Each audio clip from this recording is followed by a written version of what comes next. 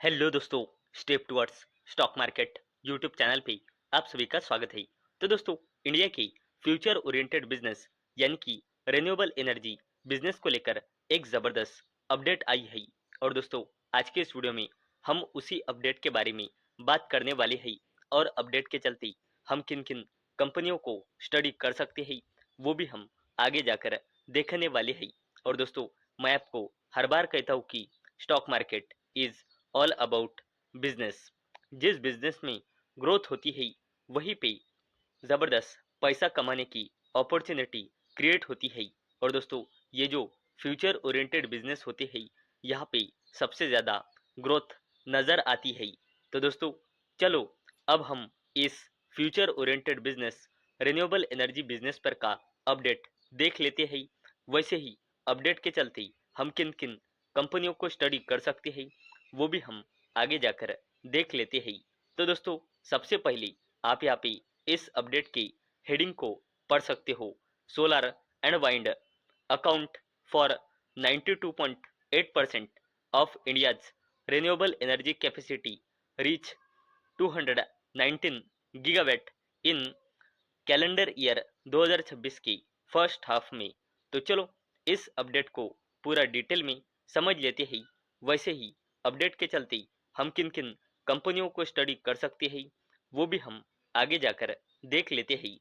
तो दोस्तों, इंडिया की रिन्यूएबल एनर्जी सेक्टर में कंटिन्यूसली ज़बरदस्त ग्रोथ हो रही है और कैलेंडर ईयर 2026 की फर्स्ट हाफ में यानी कि जनवरी 2026 से लेकर जून 2026 इस 6 महीने के पीरियड में भी इंडिया के रिन्यूएबल एनर्जी सेक्टर में ज़बरदस्त ग्रोथ हुई है और इंडिया का total install solar and wind power capacity पहुंच चुकी है बढ़कर 219 गीगा वैट तक। और दोस्तों, कंट्री यानी कि इंडिया की टोटल रिन्यूएबल एनर्जी कैपेसिटी में सोलर और वाइंड पावर कैपेसिटी का कंट्रीब्यूशन है 92.8% एक्सक्लूडिंग लार्ज हाइड्रो। और दोस्तों, अगर हमने यहाँ पे आगे देखा तो सोलर एनर्जी अभी भी लार्जेस्ट कंट्रीब्यूटर है इंडिया का रिन्यूएबल एनर्जी पोर्टफोलियो का।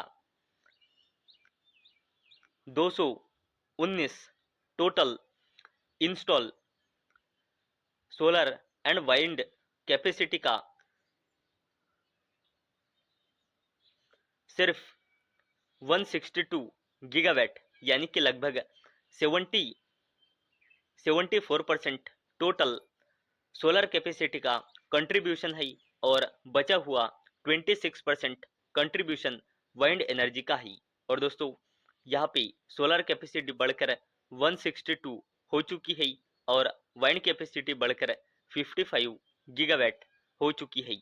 और दोस्तों, अगर हमने स्टेट का डेटा देखा तो Gujarat state renewable energy sector में सबसे ज़बरदस्त परफॉर्म कर रही है।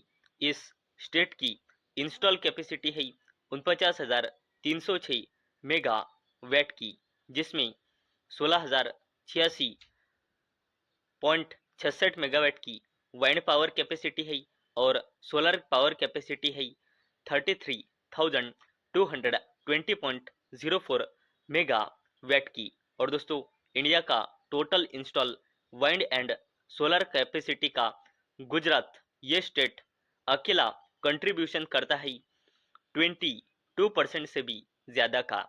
अगर हमने आगे देखा तो राजस्थान क्लोजली फॉलो कर रहा है गुजरात को और राजस्थान की कंबाइन इंस्टॉल कैपेसिटी है 48,833.85 मेगा वैट की। और दोस्तों, इसने यानी कि राजस्थान